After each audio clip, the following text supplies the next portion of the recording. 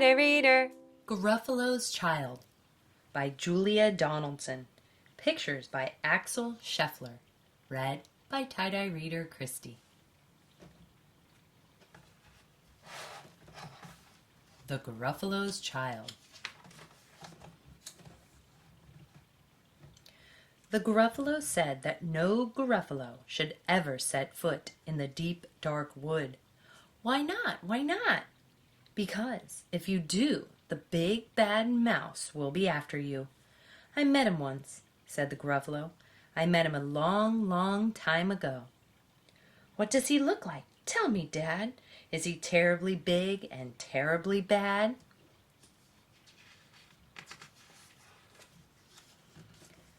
I can't quite remember, the Gruffalo said. Then he thought for a minute and scratched his head. The big bad mouse is terribly strong, and his scaly tail is terribly long. His eyes are like pools of terrible fire, and his terrible whiskers are tougher than wire.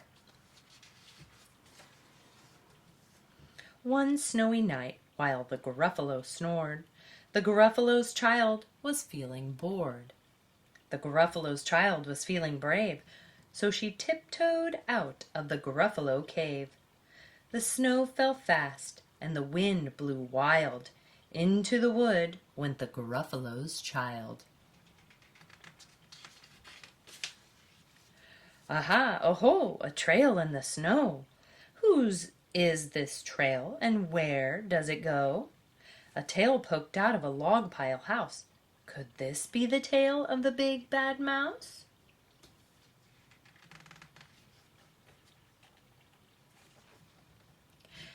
Out slid the creature. His eyes were small, and he didn't have whiskers. No, none at all.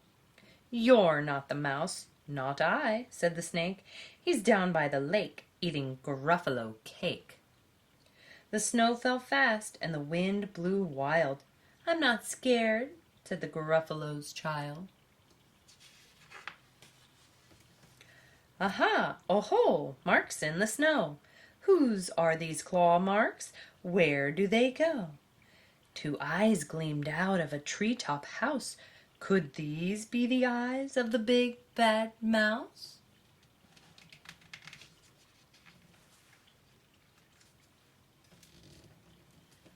Down flew the creature. His tail was short, and he didn't have whiskers of any sort. You're not the mouse. To-hoo, not I.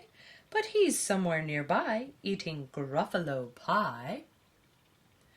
The snow fell fast, and the wind blew wild. I'm not scared, said the Gruffalo's child.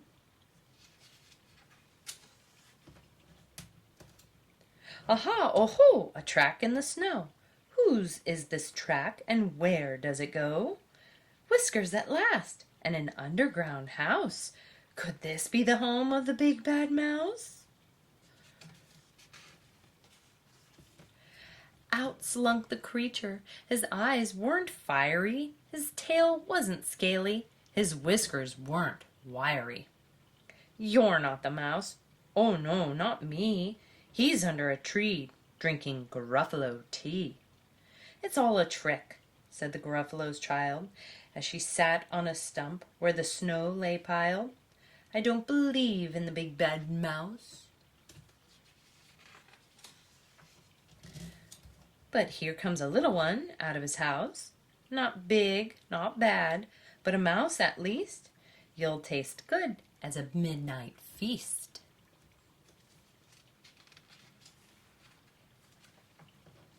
Wait, said the mouse, before you eat, there's a friend of mine that you ought to meet.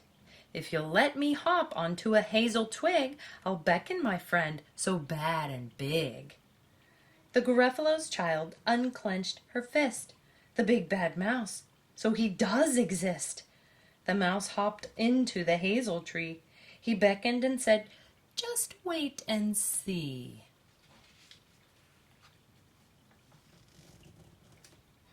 Out came the moon. It was bright and round. A terrible shadow fell onto the ground. Who is this creature, so big, bad, and strong? His tail and his whiskers are terribly long. His ears are enormous, and over his shoulder he carries a nut as big as a boulder.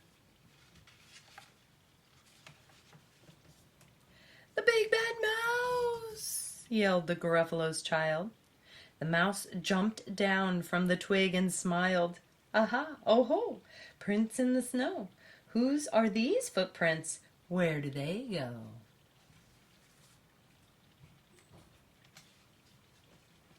The footprints led to the Gruffalo's cave, where the Gruffalo's child was a bit less brave. The Gruffalo's child was a bit less bored.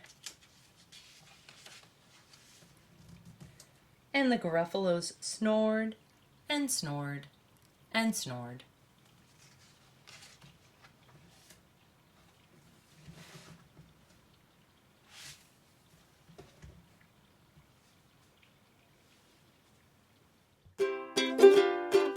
Tighter reader.